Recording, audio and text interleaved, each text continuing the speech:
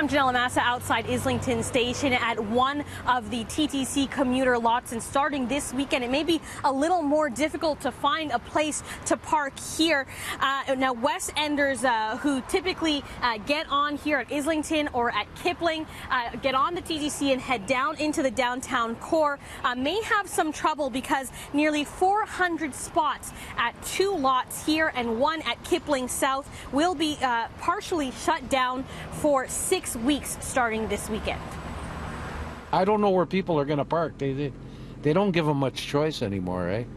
Yeah, what's your other option if you don't get a spot here? Well, I guess I'm going to take transit all the way in. Where do you live? Islington and Finch. Are you concerned about parking your car? Concerned about getting a spot in the morning, yeah. How is it usually? Usually I get here before 7, so it's usually not too bad.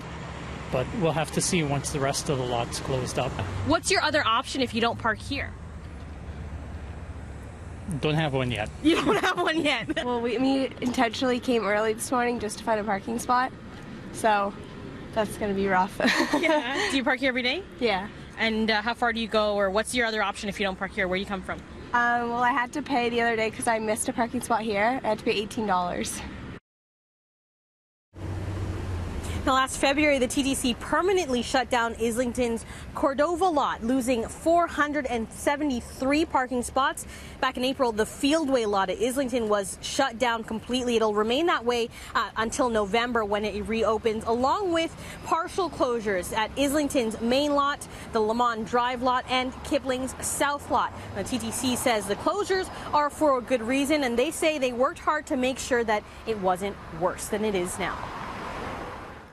The lots that we use, we lease from TPA, but Hydro One needs to get in there and do the work. Their power lines run over those lots, and I've got to say we did some work with Hydro One to reduce not only the size of the closures, the number of spaces, but the length of time. It was originally going to be a couple of these lots were going to close in their entirety for an 8-week period of time. Hydro One was very cooperative and worked with us to get that down to a 6-week period. And as I say, about a quarter of the spaces in those lots. So less than 400 spaces out of over 1,600 spaces will be closed during this work.